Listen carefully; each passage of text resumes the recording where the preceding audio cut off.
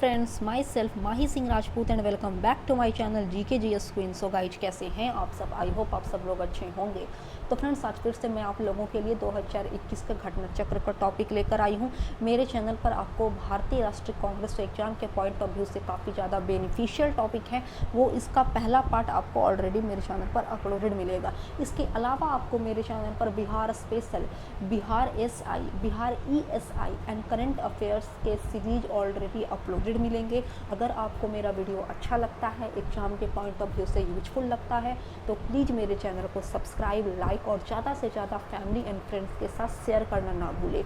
मेरा एक और यूट्यूब चैनल है फ्रेंड, इडू आइकन के नाम से, तो प्लीज़ आप मेरे इडू आइकन जो चैनल है उसे भी सब्सक्राइब करें, लाइक करें और उसे भी जितना ज़्यादा हो सके शेयर करें।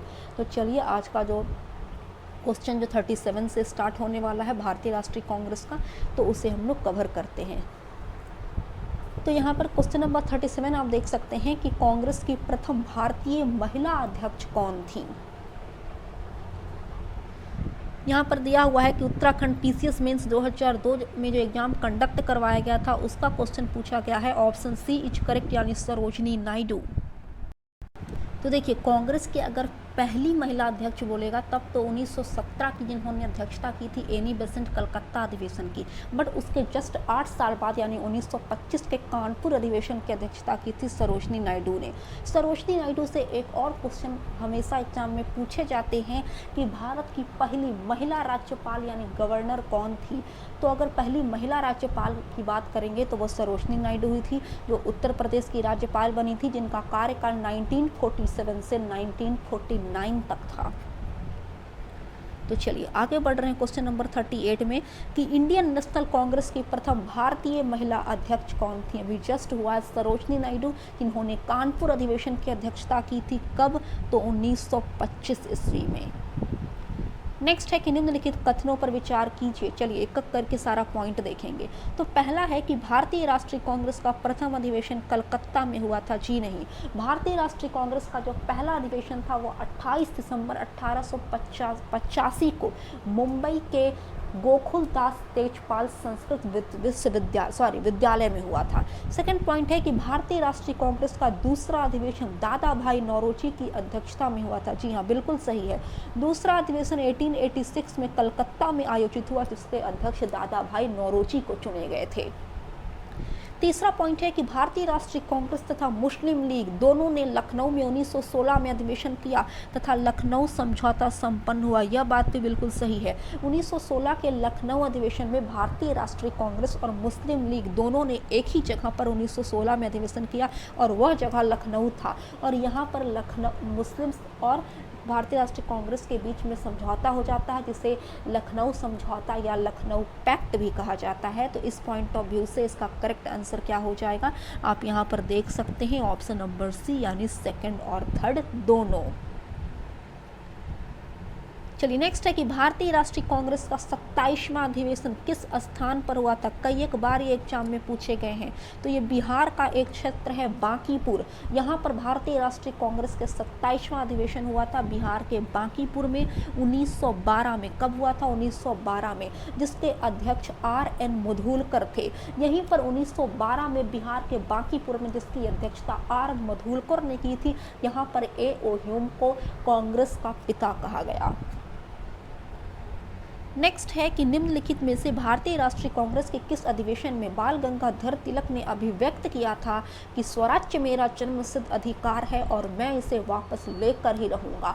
तो यह जब लखनऊ अधिवेशन 1916 में हुआ, जिसके अध्यक्ष अंबिका चरण मजूमदार थे, यहीं पर बाल गंगाधर तिलक ने एक नारा दिया था और यह नारा उनका काफ़ी ज़्यादा फेमस हो गया। यह नारा था कि स्वराज्य मेरा जन्मसिद्ध अधिकार है और मैं इसे वापस लेकर रहूंगा। देखिए 1907 ईस्वी में जब सूरत अधिवेशन हुआ, जिसके अध्यक्ष रास बिहारी बोस थे, यहाँ पर जो कांग्रेस थे वो दो खेमों में बट गई थी, नरम दल और गरम दल। इट मीन्स उग्रवादी और उदारवादी।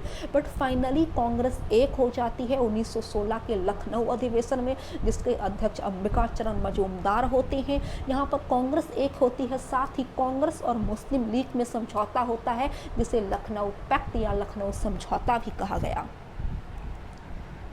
नेक्स्ट है कि स्वराज्य मेरा जन्मसिद्ध अधिकार है और मैं इसे लेकर रहूंगा, किसने कहा था? तो अभी जस्ट हुआ है कि यह कथन बाल गंगाधर तिलक का था और यह इन्होंने कहाँ पर कहा था? तो 1916 के लखनऊ अधिवेशन के तहत कहा था। नेक्स्ट है कि स्वराज्य मेरा जन्मसिद्ध अधिकार है और मैं इसे लेकर रहूंगा, यह वक्तव्य किससे संबंधित है? बार बार एक ही क्वेश्चन रिपीटेड हो रहे हैं, तो बाल गंगाधर तिलक से। आप सीरीज देख सकते हैं कितने बार ये एग्जाम में पूछे गए हैं। नेक्स्ट फिर से वही आ गया है कि स्वराज्य मेरा जन्मसिद्ध अधिकार है, मैं इसे वापस लेकर रहूंगा, यह कथन बाल गंगाधर तिलक का था। कब कहा था, किस अधिवेशन में कहा था? तो आपको पता ही होगा कि 1916 के लखनऊ अधिवेशन में कहा था। उस लखनऊ अधिवेशन की अध्यक्षता किसने की थी? तो अंबिका चरण मजूमदार ने की थी। नेक्स्ट फिर से रिपीट क्वेश्चन है कि निम्नलिखित में से किसने कहा था कि स्वराज्य मेरा जन्मसिद्ध अधिकार है और मैं इसे वापस लेकर रहूंगा? तो बाल गंगाधर तिलक ने। यहाँ से क्वेश्चन चेंज हो रहे हैं। यहाँ पर क्वेश्चन है कि भारतीय राष्ट्रीय कांग्रेस के बारे में निम्नलिखित कथनों पर विचार कीजिए। चलिए एक एक करके पॉइंट पढ़ेंगे। पहला है कि सरोजिनी नायडू कांग्रेस की अध्यक्ष होने वाली प्रथम महिला थी। बी नहीं, जी नहीं, यह प्रथम भारतीय महिला थी, प्रथम महिला नहीं थी। प्रथम महिला एनी बेसेंट थी, जिन्होंने 1917 के कलकत्ता अधिवेशन की अध्यक्षता की थी। दूसरा है कि चित्तरंजन दास यानी CR दास ने जब कांग्रेस अध्यक्ष के रूप में कार्य किया, वे जेल में थे। बिल्कुल सही बात है। चित्तरंजन दास को कांग्रेस के जो कर्मचारी थे, जो मेंबर होते थे ना, तो उन्हें चित्तरंजन दास को अध्यक्ष के तौर पर चुन लिया था 1921 में।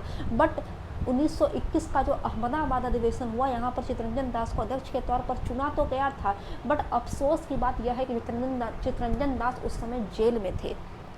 तो इनकी जगह पर जो 1921 का अहमदाबाद अधिवेशन हुआ, तो चित्तरंजन दास की जगह पर हकीम अजमल खां को वहाँ का अध्यक्ष चुना गया था। तो ऑप्शन नंबर 2 भी यहाँ पर सही है। नेक्स्ट है कि A.O. ह्यूम प्रथम ब्रिटिश नागरिक थे जो कांग्रेस के अध्यक्ष बने। जी नहीं, कांग्रेस के अध्यक्ष A.O. ह्यूम कभी नहीं बने थे। हालांकि इन्होंने कांग्रेस की स्थापना जरूर की थी 1885 में। 1885 के दौरान ये कांग्रेस के महासचिव भी रहे, बट इन्होंने कभी भी अध्यक्षता नहीं की। नेक्स्ट है कि अल्फ्रेड वेब 1894 में कांग्रेस के अध्यक्ष थे। बिल्कुल सही बात है। चलिए नेक्स्ट है कि किसने कहा था कि कांग्रेस आंदोलन ना तो लोगों द्वारा प्रेरित था और ना ही यह उनके द्वारा सोचा या योजनाबद्ध किया गया था? तो यह कथन लाला लाजपत राय का था, जिन्होंने उनकी एक लेख थी, उसमें उन्होंने टिप्पणी किया था कांग्रेस के बारे में। नेक्स्ट है कि किसने कहा था कांग्रेस पतन के लिए लड़खड़ा रही है, मेरी सबसे बड़ी अभिलाषा है कि जब तक मैं भारत में हूँ कांग्रेस की शांतिपूर्ण समाप्ति में सहयोग करना है? तो यह कथन लॉर्ड कर्जन का था, जो उसने 1900 ईस्वी में बंगाल विभाजन के भी पहले कहा था। 1900 ईस्वी में लॉर्ड कर्जन का यह कथन था। नेक्स्ट है कि अध्यक्षीय संबोधन के समय जिस कांग्रेस अध्यक्ष ने हिंदी भाषा के लिए रोमन लिपि लागू करने की सिफारिश की थी यानी वकालत की थी, वे थे सुभाष चंद्र बोस। 1938 के हरिपुरा अधिवेशन की अध्यक्षता इन्होंने की थी सुभाष चंद्र बोस ने, और यहीं पर इन्होंने कहा था कि हिंदी भाषा के लिए देवनागरी लिपि ना होकर कौन सी लिपि यूज की जाएगी? तो रोमन लिपि। बट एक्चुअली में ऐसा हुआ नहीं, आज भी देवनागरी लिपि ही हिंदी भाषा के लिए यूज की जाती है। साथ ही 1938 के हरिपुरा अधिवेशन में राष्ट्रीय नियोजन समिति का गठन किया गया था, जिसके अध्यक्ष पंडित जवाहरलाल नेहरू जी को चुना गया था। नेक्स्ट है कि भारत की स्वतंत्र प्राप्ति के बाद निम्नलिखित में से किसने सुझाव दिया था कि भारतीय राष्ट्रीय कांग्रेस को समाप्त कर देना चाहिए? तो महात्मा गांधी का यह कथन था, बट एक्चुअली में ऐसा हुआ नहीं। आज तक भारतीय राष्ट्रीय कांग्रेस जो है वो भारत में है, समाप्त नहीं किया गया है वो पार्टी। नेक्स्ट है कि अमृतसर के भारतीय राष्ट्रीय कांग्रेस अधिवेशन 1919 के प्रस्ताव के अकॉर्डिंग महात्मा गांधी द्वारा कांग्रेस का नया संविधान लिखने हेतु निम्नलिखित में से किन्हें उनके सहयोग हेतु चुना गया था? देखिए, महात्मा गांधी जो थे ना, वो कांग्रेस के लिए नए संविधान लिखना चाहते थे, तो इनके लिए वे अपने सपोर्टर के तौर पर बाल गंगाधर तिलक और अपने दोस्त चित्तरंजन दास को चुनने चाहते थे, बट हुआ नहीं। उस समय लोगों की काफ़ी ज़्यादा व्यस्त हो गए, काफ़ी काम था कांग्रेस की समितियों को लेकर, इसलिए उन्हें बाल गंगाधर तिलक और चित्तरंजन दास का सपोर्ट तो नहीं मिला। उनकी जगह पर NC केलकर और IB सेन, ये दोनों व्यक्तियों को महात्मा गांधी का सपोर्टर बना दिया गया। नाम याद रखिएगा, NC केलकर और IB सेन। कांग्रेस के एक अधिवेशन में एक गवर्नर जनरल ने भाग लिया था। उक्त गवर्नर जनरल तथा अधिवेशन स्थल निम्न में से कौन सा था? तो देखिए, अगर हम लोग बात करेंगे जब मुंबई में 1915 का अधिवेशन हुआ था ना, तो उस समय बम्बई का गवर्नर जनरल था लॉर्ड विलिंगटन, और लॉर्ड विलिंगटन ही भारतीय राष्ट्रीय कांग्रेस में भाग लेता है 1915 में। क्या नाम था उसका? तो लॉर्ड विलिंगटन, आप याद रखिएगा नाम। नेक्स्ट है कि भारतीय राष्ट्रीय कांग्रेस के निम्नलिखित अधिवेशनों में से किसकी अध्यक्षता सी विजय राघवाचारी ने की थी? तो नागपुर अधिवेशन 1920 की अध्यक्षता सी विजय राघवाचारी ने की थी। हालांकि 1920 की जो मेन अधिवेशन था, जो जनरली मैं पहले भी बतला चुकी हूँ कि दिसंबर के महीने में होता था, तो नागपुर अधिवेशन 1920 का जो दिसंबर के टाइम में हुआ, उसने तो सी विजय राघवाचारी अध्यक्ष बना दिए गए, लेकिन कोई विशेष सत्र, विशेष कंडीशन, विशेष सिचुएशन पर यह दिसंबर के पहले भी आयोजित किया जाता था यह अधिवेशन। तो उस समय 1920 में कलकत्ता में लाला लाजपत राय को अधिवेशन की अध्यक्षता की कमान सौंपी गई थी। हालांकि जो मेन अधिवेशन हुआ दिसंबर में, तब बनाया गया श्री विजय राघवाचारी को अध्यक्ष। नेक्स्ट है कि निम्नलिखित में से किस अधिवेशन में कांग्रेस ने पहली बार भारतीय रियासतों के प्रति अपनी नीति घोषित की थी? तो कांग्रेस के नागपुर अधिवेशन 1920 में, जिसके अध्यक्ष श्री विजय राघवाचारी थे। नेक्स्ट है कि कांग्रेस के नागपुर सत्र 1920 के पश्चात प्रांतीय कांग्रेस समितियों का गठन भाषाई आधार पर किया गया था। जी हाँ, यहाँ पर 1920 का जो कांग्रेस का अधिवेशन हुआ, नागपुर का अधिवेशन, कलकत्ता वाला नहीं, कलकत्ता में भी हुआ था लाला लाजपत राय की अध्यक्षता में जो विशेष सत्र था, बट दिसंबर के महीने में नागपुर में जो हुआ था श्री विजय राघवाचारी की अध्यक्षता में, तो यहाँ पर कांग्रेस समितियों का जो गठन था ना, वो भाषा के आधार पर किया गया था। बिल्कुल सही बात है। दूसरा पॉइंट है कि वर्ष 1948 में कांग्रेस ने भाषा आधार पर प्रांतों के गठन की मांग को अस्वीकार कर दिया।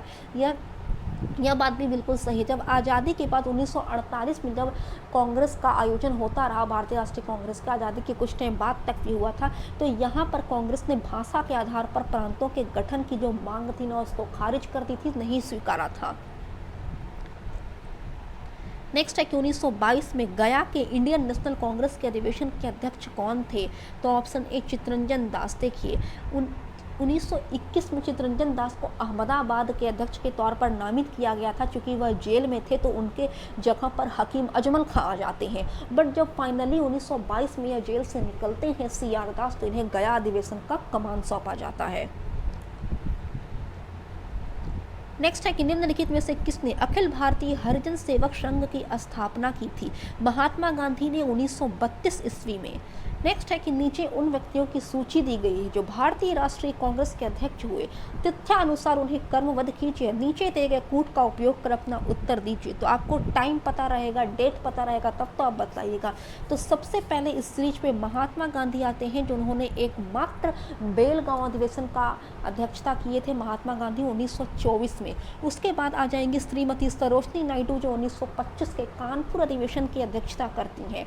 तब आ जाएंगे पंडित जवाहरलाल नेहरू, जो 1929 के लाहौर अधिवेशन की अध्यक्षता करते हैं। उसके बाद आ जाएंगे सरदार वल्लभ भाई पटेल, जो 1931 के कराची अधिवेशन की अध्यक्षता करते हैं। तो यहाँ पर 1, 4, 2, 3 का सीरीज चलेगा। ऑप्शन सी यहाँ पर करेक्ट हो जाएगा। आप देख सकते हैं ऑप्शन सी। नेक्स्ट है कि भारतीय राष्ट्रीय कांग्रेस के 1924 के अधिवेशन में महात्मा गांधी द्वारा एकमात्र बार अध्यक्षता की गई। यह अधिवेशन कहाँ हुआ था? अभी मैं जस्ट बतला चुकी हूँ, बेलगांव में। नेक्स्ट है कि भारतीय राष्ट्रीय कांग्रेस का एकमात्र अधिवेशन जिसकी अध्यक्षता महात्मा गांधी ने की थी, बेलगांव अधिवेशन 1924 का। नेक्स्ट है कि महात्मा गांधी ने भारतीय राष्ट्रीय कांग्रेस के किस अधिवेशन की अध्यक्षता की थी? तो 1924 के बेलगांव की। नेक्स्ट यहाँ पर मैच द फॉलोइंग है, मैच करना है। मौलाना अबुल कलाम आज़ाद की अगर बात करते हैं, तो सबसे कम एज में इन्होंने भारतीय राष्ट्रीय कांग्रेस की कमान संभाली थी अध्यक्ष के तौर पर, और ये रामगढ़ अधिवेशन 1940 में अध्यक्ष बने थे। ये कंटिन्यू 6 साल तक अध्यक्ष के तौर पर कार्यरत रहे, 1940 से लेकर 1946 तक। आप नोट कर सकते हैं रामगढ़ अधिवेशन। सरोजनी नायडू तो अभी मैं जस्ट बतला चुकी हूँ कि कानपुर अधिवेशन 1925 की अध्यक्षता की। मोतीलाल नेहरू की अगर बात करते हैं, तो अमृतसर अधिवेशन 1919 के अध्यक्ष थे, और डॉक्टर राजेंद्र प्रसाद बम्बई अधिवेशन 1934 के अध्यक्ष थे। चलिए नेक्स्ट है कि निम्नलिखित में से किस भारतीय राष्ट्रीय कांग्रेस के अधिवेशन में पंडित जवाहरलाल नेहरू ने समाजवाद को भारत की समस्याओं को हल करने की कुंजी बताई? तो पंडित जवाहरलाल नेहरू ने कांग्रेस का लखनऊ अधिवेशन के आयोजन किया था 1936 ईस्वी में, और पंडित जवाहरलाल नेहरू का कथन था कि समाजवाद जो है ना, इसी के तहत पर हम भारत से जो बेरोजगारी है, गरीबी है, इसको समाप्त कर सकते हैं। नेक्स्ट है कि वर्ष 1938 के भारतीय राष्ट्रीय कांग्रेस के हरिपुरा अधिवेशन की अध्यक्षता किसने की थी? तो सुभाष चंद्र बोस ने 1938 के हरिपुरा अधिवेशन की अध्यक्षता की थी। ये क्वेश्चन पहले भी रिपीट हो चुका है, अभी जस्ट क्वेश्चन नंबर 49 में था। तो 1938 के जो हरिपुरा अधिवेशन के अध्यक्ष सुभाष चंद्र बोस को बनाया गया था। तो यहाँ पर इन्होंने हिंदी लैंग्वेज के लिए रोमन स्क्रिप्ट की वकालत की थी। वो चाहते थे कि हिंदी लैंग्वेज के लिए देवनागरी ना होकर रोमन स्क्रिप्ट रखी जाए, रोमन लिपि लिखी जाए। इसके अलावा हरिपुरा अधिवेशन इसलिए फेमस है क्योंकि यहाँ पर राष्ट्रीय नियोजन समिति का गठन किया गया था, जिसके अध्यक्ष पंडित जवाहरलाल नेहरू को बनाया गया था। नेक्स्ट है कि वर्ष 1938 के लिए भारतीय राष्ट्रीय कांग्रेस का अध्यक्ष किसे चुना गया था? सुभाष चंद्र बोस को। और यह कहाँ आयोजित हुआ था? तो हरिपुरा में। नेक्स्ट है कि इनमें से कौन सबसे कम आयु में भारतीय राष्ट्रीय कांग्रेस का अध्यक्ष बनने वाले व्यक्ति थे? मैं जस्ट बतला चुकी हूँ, मौलाना अबुल कलाम आजाद सबसे कम आयु में भारतीय राष्ट्रीय कांग्रेस के अध्यक्ष के तौर पर कार्यरत रहे, और सबसे लंबे टाइम तक इन्हें भारतीय राष्ट्रीय कांग्रेस का अध्यक्ष बनने का गौरव प्राप्त हुआ 1940 से 1946 रामगढ़ अधिवेशन। चलिए नेक्स्ट है, यहाँ पर मैच द फॉलोइंग करना है। Doctor M A. अंसारी की बात करते हैं तो किस अधिवेशन स्थल से वे रिलेटेड थे? तो 1927 के वे मद्रास अधिवेशन से रिलेटेड थे। Doctor M A. अंसारी पुरुषोत्तम दास टंडन जो थे वो आज़ादी के बाद यानी 1950 के नासिक अधिवेशन से, सरोजनी नायडू 1925 के कानपुर अधिवेशन थे, तथा डॉक्टर सुभाष चंद्र बोस की अगर बात करते हैं तो 1938 के हरिपुरा अधिवेशन से ये रिलेटेड थे। नेक्स्ट है कि निम्नलिखित में से कौन लगातार 6 वर्ष तक भारतीय राष्ट्रीय कांग्रेस का अध्यक्ष था? अभी जस्ट बतला चुकी हूँ, Maulana Abul Kalam Azad since 1940 to 1946। Next है कि जब भारत स्वतंत्र हुआ उस समय कांग्रेस के अध्यक्ष कौन थे? क्वेश्चन कई बार रिपीट किए गए हैं, तो जे.बी. कृपलानी, नाम याद रखिएगा। जे.बी. कृपलानी को 1946 के मेरठ अधिवेशन के अध्यक्ष के तौर पर चुना गया था, और वह पार्टिकुलर डेट यानी 15 अगस्त 1947 को जे.बी. कृपलानी ही मेरठ अधिवेशन की अध्यक्षता कर रहे थे।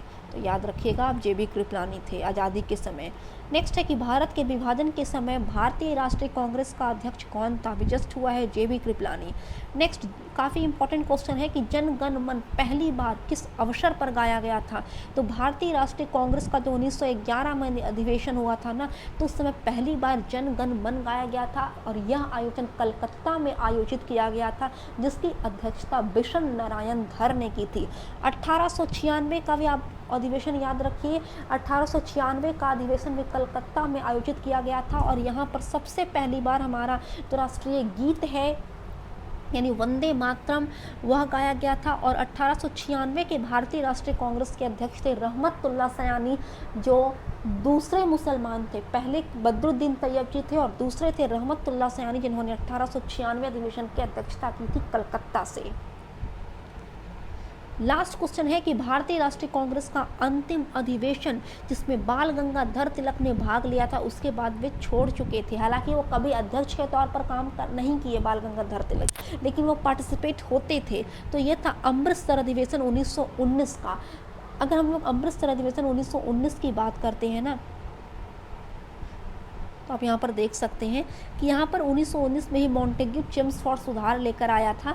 तो इसके तहत ना वो मतलब कि सुधारों के तहत होने वाली विधायिका के चुनाव के बहिष्कार करने के लिए महात्मा गांधी की नीति का बाल गंगाधर तिलक विरोध किए थे। तिलक ने उत्तरदायी सहयोग यानी रिस्पॉन्सिव कोऑपरेशन की नीति को अपनाने की सलाह दी थी, और फाइनली बाल गंगाधर तिलक का देहांत हो गया 1 अगस्त 1920 ईस्वी को। तो फ्रेंड्स, आई होप ये जो इम्पोर्टेंट टॉपिक था आपका 1 से 2 मार्क्स जो भी आया था एग्जाम में वो यहाँ पर से छूटने वाला नहीं है। भारतीय राष्ट्रीय कांग्रेस के टॉपिक से जितने भी क्वेश्चन आए एक तो 100% आएगा, 1 से 2 से 3 भी हो सकता है। तो इस प्रकार से आपका ये भारतीय राष्ट्रीय कांग्रेस का इंपॉर्टेंट टॉपिक मैं कवर की हूँ। तो आई होप आपको मेरा ये वीडियो अच्छा लगा हो। अगर आपको मेरा वीडियो अच्छा लगता है तो प्लीज़ मेरे चैनल को सपोर्ट कीजिए, ज़्यादा से ज़्यादा शेयर कीजिए, लाइक और सब्सक्राइब करना ना भूलिए। तब तक के लिए जय हिंद, जय भारत।